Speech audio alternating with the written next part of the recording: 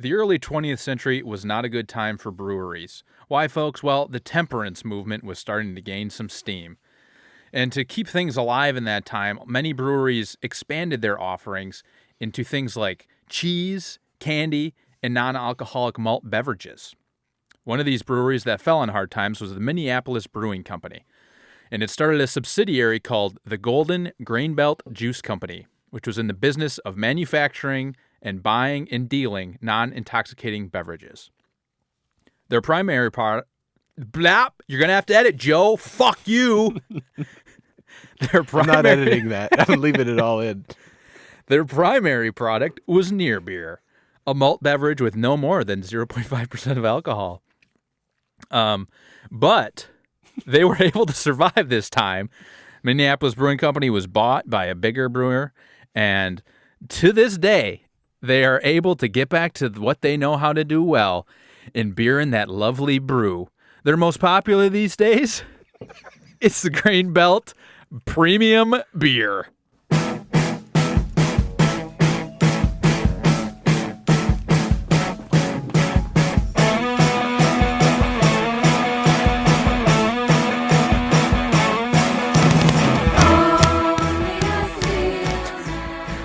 Hey, good job on that. Hey, thanks, Joe.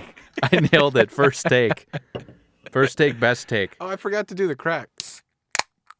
Crack it. Hey, I cracked in the opening, and you forgot to crack the can. You got me good. I got you real good. Okay, today... I took a drink out of the can before I started pouring it in the glass. I forgot that you cheaped out and only bought one tonight, so we had to pour. I only brought one, yeah, it's true. So good story behind this, actually. Grain Belt is a beer that is brewed in Minnesota and distributed, I think, only within Minnesota state lines. That might not be true. Don't hold me to that. But it's in the Midwest. And I have a couple cousins in Cheers in Minnesota who were kind enough to send me this and another mystery beer that will be revealed and reviewed on a later episode. Ooh. So they sent me four tall boys of this beer. Grain Belt calls it the Big Friendly. Or the Big Friendly, yes, the 16-ouncer. 2 Big Friendlies. They mailed that to me. That it's fucking illegal. thing had, I don't know if it is or not. I think you can. Can mail beer? Maybe not through the USPS, but like FedEx or something you can do. Yeah, okay. And that, I mean, this thing had to have cost dollars, dozens of dollars. Your cousins went out of their way to provide for you. And if they claim I didn't offer to Venmo them for that, they can come talk to my lawyer, because I did. I have the text to prove it. And you can still Venmo me if you want to. How many I will offers? help pay. They can Venmo you? Well, request. Venmo request you a me. request. Oh, don't be ambiguous. How many offers did you go back and forth, though, with? Like, did you say, let me Venmo you? And then they, of course, said, no, it's our gift. You know, I want you to review it on the show. No, in true Midwest fashion, they didn't even respond when I said, I will Venmo.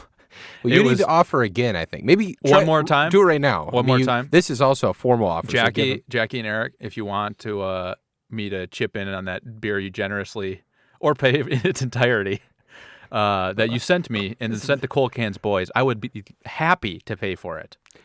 I make so much goddamn money from this podcast that it would be a crime not to reimburse you for I this think beer. you limp dick that ass a little bit. If you need somebody serious, to pitch though. in a little bit.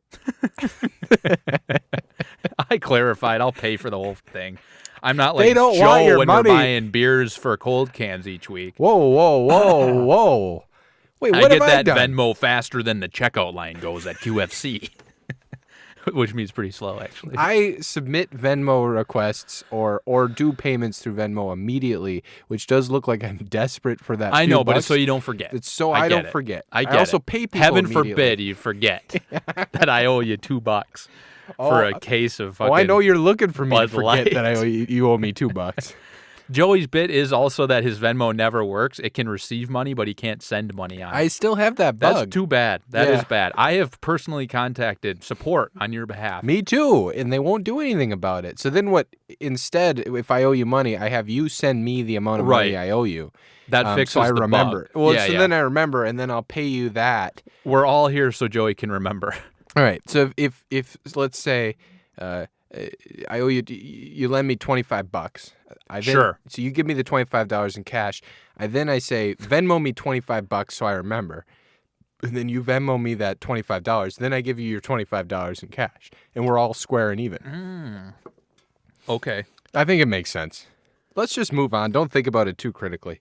But How's yes, the grain belt Jackie, going down? Jackie and Eric, I toast this to you. If you want me to pay, I Yeah, will. in all seriousness, oh boy. In all seriousness, thank you very much for the generous It was awesome. shipping of beer from Minnesota. Both beers they sent were only available in the Midwest. They weren't available out here. So Yeah. it was great, and we'll review them well. Yeah, well, the first few drinks are going down well. We had I mean, we'll do a good job. We're not going to necessarily give them a good review. okay, yeah. We're We'll give it due unbiased. diligence. Yes, due And diligence. we have that capital J journalism. Should we start with the grain belt can because I love it. So it's got this Classic. Argyle pattern of like yellow and off yellow and gold maybe. With red like a ribbons around sweater. the top. Yeah, it's like a horrible sweater Mm-hmm. with red ribbons around the top. It says premium grain belt beer in like classic, almost like Blatz font. And then it calls itself as we brought up, it's a pint, 16 ounces, so it calls itself the Big Friendly. So we're drinking a Big Friendly. That's cool. And when they announced that, they announced it back in 2014 with a tweet. Have you been on Twitter.com, Joe? I never heard of it. Yeah, there's Twitter.com. It's where the millennials go to do the Instagramming. That's where our president is 16 hours out of the day. 16 ounces out of the day. That's my Big Friendly. They tweeted it. They said, introducing the Big Friendly, our 16-ounce cans on shelves this May. Look for the Argyle in the aisle. Oh, really? Good copy. Alert. Look for the Argyle in the aisle. Yeah. It's good stuff. I like it. Yeah, so they're cognizant of their own design. So it's not like it's a true sort of like retro. humans. Oh, yeah. Not all of Or us. not, yeah. It true like sort of retro fashion is not what it is. The marketing department is well aware that that they're doing this on purpose. Look for the Argyle in the aisle. I like that though. What are you saying? They named I'm it? saying that Blatz, I feel like is genuinely out of touch. Oh, okay. So their design is retro in such a way because they haven't updated because they actually are out of touch. It seems like Greenbelt is in touch, and they're consciously not updating their design. Yeah, maybe. And They hired a marketing firm that knows right, what they're doing, maybe. and also told them not to do a rebrand. And I'm sure Yeah. we'll post pictures on the Instagram, which is on Twitter. So go on to Twitter where you'll find Instagram pictures of Greenbelt. At President Tump /Grainbelt. If you go to That's how you President find it. Tump Greenbelt in your browser, what are we talking about? I don't know. We came into this. I said at the beginning, I think we could do an episode on the gig economy. Gigs. Let's talk about Talking gigs. about, yeah. So there's 1,000 kilobytes in a megabyte. And then there's 1,000 megabytes in a gigabyte. Yeah. No, so in the beginning we talked about Terabytes on top of that. And Yes. it's peta and like something. I don't know. Go ahead. in the beginning we talked about how breweries during the temperance movement had to make ends meet Yes. by selling candy, Hustling. hustling cheese on that grind. Yeah, man. yeah. Just getting Fire by. grind. In today's late capitalism economy, we all can't afford our rents, so we Yeah. got to scrape by with a few gigs ourselves. Yeah. Like side projects, Yeah, moonlighting, those types of sure. efforts. Yeah. Kinda like what this do you effort. moonlight as, Joe? Well, I go to work. When I come home from work, we talked about before we came on managing this goddamn studio for 2 hours. I do some sort of this podcast studio stuff with you, and we do Yeah. this show where we make so much goddamn money that we can't even We're fucking. rolling in it. We just We roll try to in take it. a sip of beer, but a quarter rolls in our mouth. Yeah, and we love it. We gobble it up. And do a little bit of writing, which isn't really a gig. I feel like that blurs the line between everything on your sort of side project mind doesn't have to make you a buck. And so I try to do my writing, and I don't have any delusions that it'll ever make me any sort of money, but it's enjoyable. That's what I do. What are your gigs? We're from the Midwest where you think you shouldn't make money for anything. Yeah, we don't deserve it. Like if you're We're enjoying unworthy. it, yeah, you shouldn't be paid. Yeah. You have to be tortured in order to get cash. Yeah. And survive. Yeah. What am I moonlighting as, Joe? Is that what the question was? That is the question. What's your moonlighting? What do you do? I gaslight libs online. That's what I moonlight as. He gets paid very handsomely. Yes. By No, who? The Koch brothers? You get paid by George Soros. I'll tell you to who spread. I get paid. I get paid from one man only. The money trail leads straight up. George Soros drives his limo up my parking garage straight to my penthouse. In this sense, I am Barry Obama. I don't know why I'm... Oh, wow.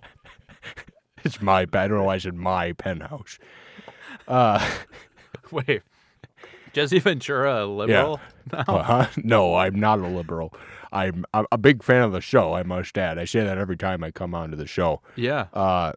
Big fan of Greenbelt. Yes, Big fan of Greenbelt. Big friends. You know, they used to call me the Big Friendly when I was the governor up did there they? in that state. Yeah, I was the first professional wrestler to become governor. I'll always hold that title. No one can take it from me. I may have been second fiddle when I was on. What was it that I was on with Arnold? Predator? I think I was on Predator. Yeah. So I may have been second fiddle on Predator, but I was the first governor of Minnesota. Anyway, my point is... Did you fiddle as a governor? Did you play the fiddle as Minneapolis burned? Jesse? Do I play the fiddle? I didn't know I had any musical talents. The point is, I'm not a liberal. The money leads up from George Soros. That gig economy that you and your millennial friends like to talk about, it's all funded by George Soros. So I hope you're rolling in your dough and enjoying your little podcast that generates that income, because it's all just coming from Easy Street, which is why the Dow is crashing in this very moment. Goodbye. I mean, Jesse, didn't America used to make things? Where did we go wrong? We used to make steel. We make podcasts now. And now we make podcasts. Yeah, it's the millennial problem. Are you going to uncork that mic right from the table? I'm a little antsy with it. I like your hand thing. Nick, for the listeners should know, Nick kind of rests his hands on the mic stand, and it feels very casual. It brings me peace. It's like we're in a bar, and I just got my hand over the booth. And everybody knows your name. Over the booth? What bar are you in? Lost Lake. Oh, okay, yeah. You know. Anyway, I think that the gig economy. The gig economy for I never even millennials answered what I was moonlighting as. Yeah, Joe. what are you moonlighting Jesse as? stole the stage. Well, you said gaslighting for libs, and it triggered Jesse to come into the studio. Yeah, and the Minnesota connection. How could we forget? Yeah. I think that's like mainly what I do. You know, a lot of freelance work. Yep. I don't want to get into the particulars on this show for a number of NDAs I have signed. It is true. It is true. You don't even can begin to imagine who I've worked with. Yeah, you really can't. It's sneaky. Giovanni Ribisi? Yeah. Is he star? He played Sneaky Pete. Yeah. Small world. One of the things you did recently, so you have a flexible job, you work remotely, but one of the things you did recently, you were on a dating show in front of a live studio audience. You actually were. This is not this is not a bit, actually. It's a bit of one a of gig, us did something of note. Yeah. That was cool, yeah. And that seemed like the guy who hosts it, we know him because he does his show in our studio when he comes through Seattle. Yep. He's like very much gig economy guy. Like he's found this one niche in this dating show that he's able to do across the country because everyone's so alone and doesn't know how to talk to people. Yeah. So he is profiting heavily off of it.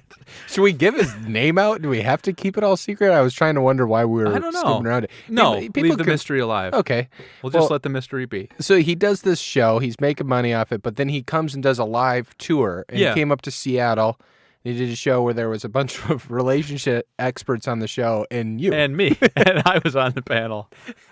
What insights did you offer? Like, did anyone ask you a question when you were? So the format of the show is there's men and women. They're kind of both in the room, and they're having like this open discussion, right?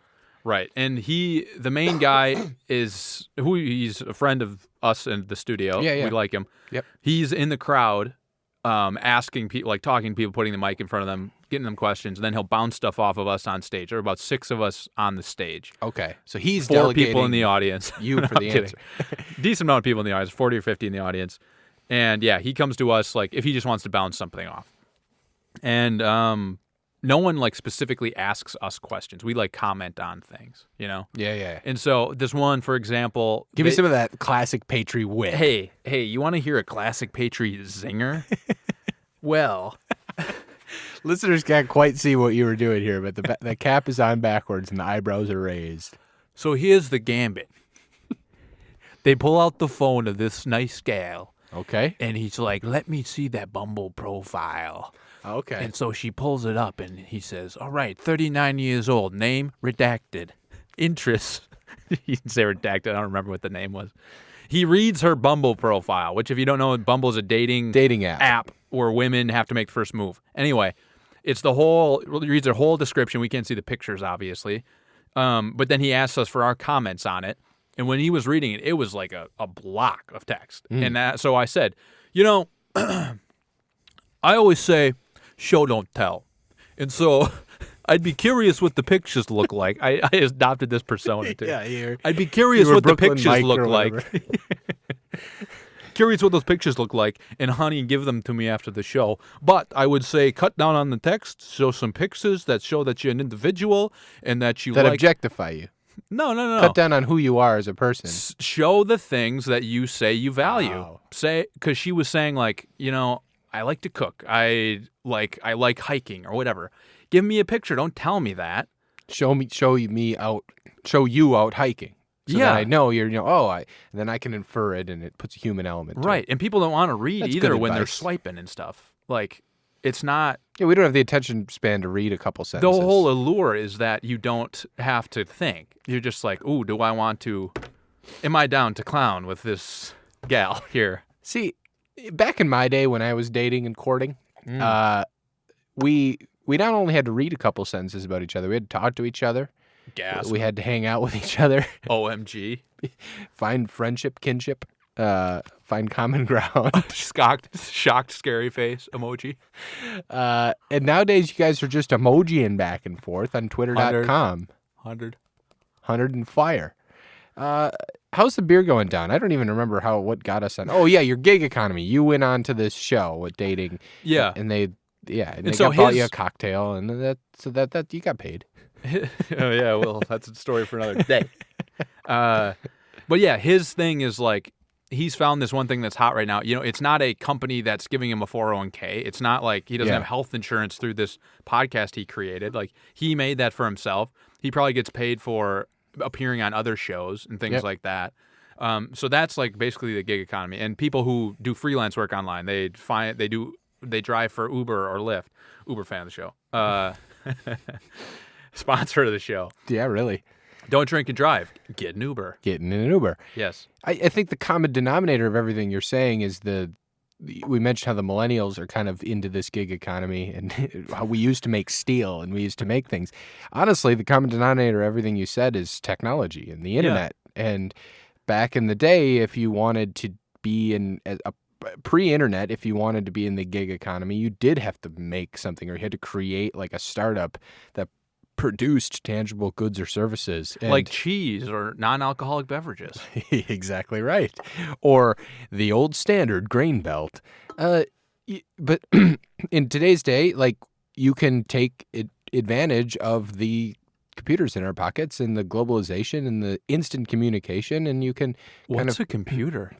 And you can put yourself out there, and you can kind of build your own brand, so to speak. Do you and that's like what this that guy's doing. Online brand management for yourself? I like if there's any. I like if there's substance behind it. I don't like the idea of somebody setting out to go, I got to build my brand and then I will profit off of that. How do you distinguish, though, between those two things? The content itself. If the content is gibberish, content if it's is king. just content is king. Or queen with a Q. If it's just, with a K. How do they spell it? Yeah, they spell it with a Kween. Yeah. Sorry.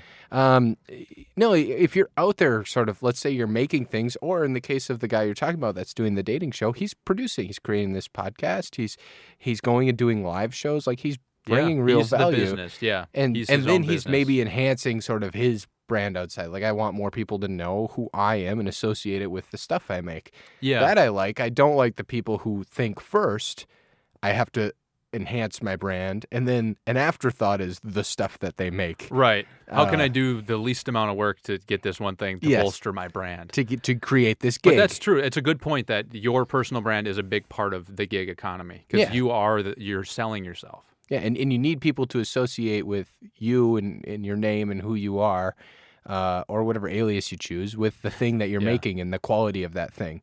But can you imagine if we used our real names on this podcast? Oh God, it'd be ridiculous. We'd never work again. Yeah, I don't know. So in that way, to answer your question, I am comfortable with it. Yeah. As a side effect of like the world that we live in, where because all of this information is instantaneous, you do kind of have to build yourself up and keep your reputation isn't just this word of mouth of a small town anymore or anything like that. Or if you happen to make the papers, like Sure. it actually you're everywhere all the time, and anyone, even if no one's paying attention to you, if they choose to pay attention to you and they Google you, like you have to make sure that you like adhere to some sort of standard that you want to put forth in the world. You don't want other people to govern that message. You should kind of craft it. So in that way, I'm okay with it because it's available. You need to. But again, if you're focusing that as your primary thing, the thing that I'm building is me. Everyone look at me. It's probably not going to work. So at least You I mean hope when you like talk for 5 minutes straight on a podcast? Is that what you're talking about? you asked me for an answer. And I got way more than I bargained for. I asked and answered if I might say so myself. All right, how's the beer? Good. I finished it. I like it. Yeah. It- I should have brought another one. I only had one refrigerated, though. There's premium space at a premium in my fridge. Yeah, you and your roommate, you have to split the same fridge. You were telling me before the show your roommate lost his hamster. Yeah. You think maybe he crawled into the fridge? He's behind the fridge. How We are you pulled it sure up. that he's behind the fridge? Because, Joe, I saw he was back there. No, that wasn't it. The other day. Oh, boy. But I Brooklyn go- Mike's back. I go to the cage. We had two dwarf hamsters in a cage because we're very lonely men. And we need the companionship of a tiny little hamster.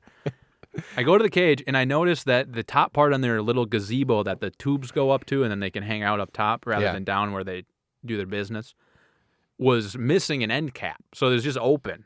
And Nick Jr., who's my little boy, who's a little bit bigger, Creative wider. name, yeah. Yeah, he was still hanging out up there because he's not as adventurous. Eric Jr. had long ran out and fallen from the probably 4-foot height of where the cage is on top of a table. Yeah.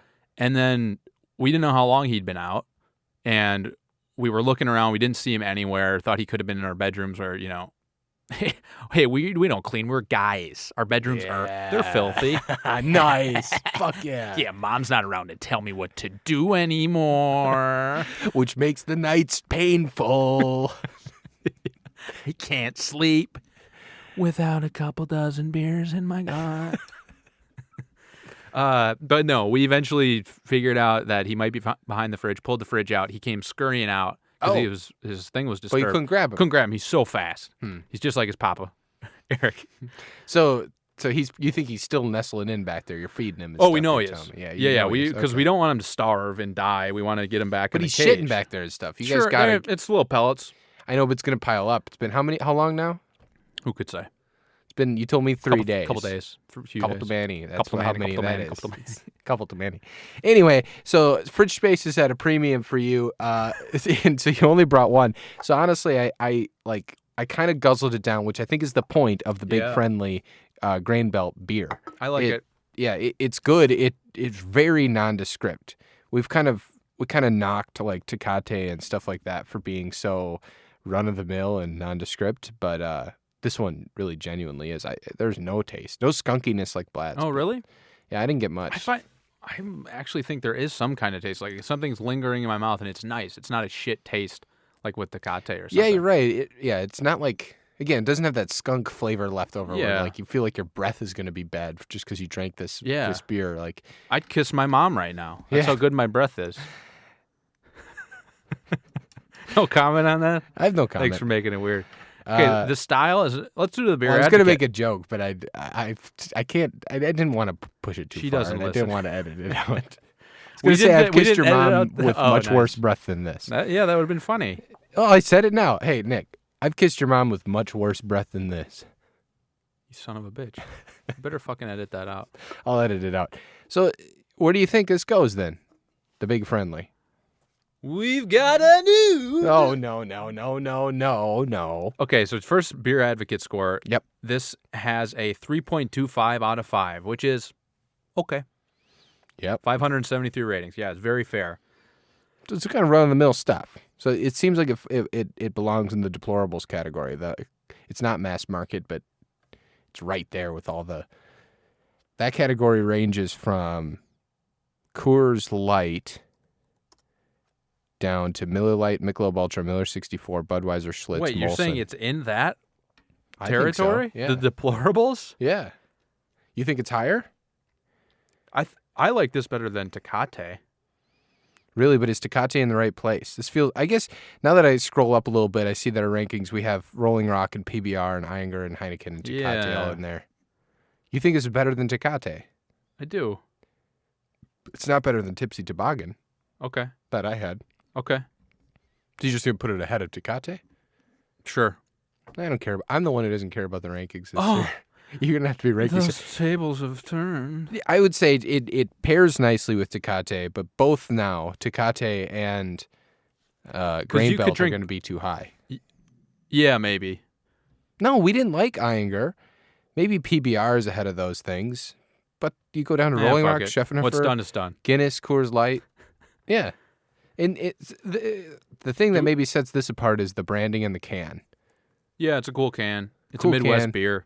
Midwest beer. So have we confirmed? I have not seen this out in the West Coast. I think this is only It is a Midwest beer. It's brewed Okay. in Minnesota, and I think it's only available in some Midwestern, like bordering states or something like that.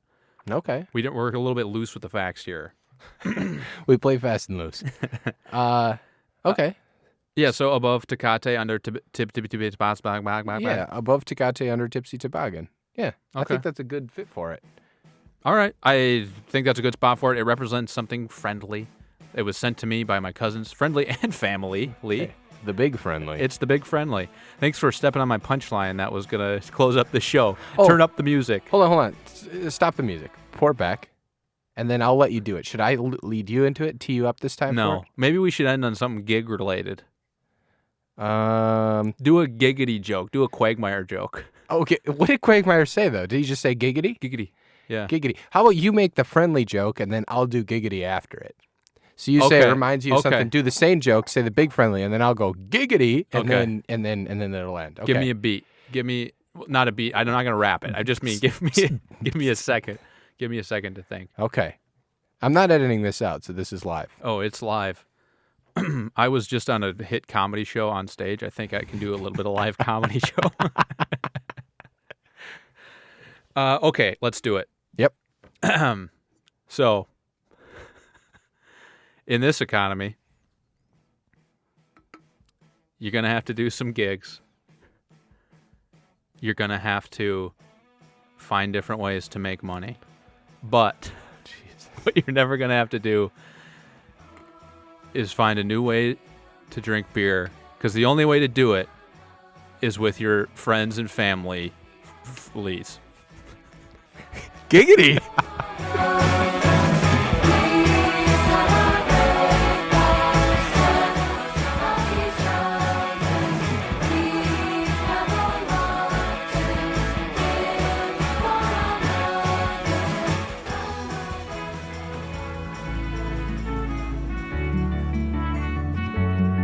The Cold Cans podcast is recorded in the Overcast Room at Cloud Studios in Seattle, Washington. Visit cloudstudiosseattle.com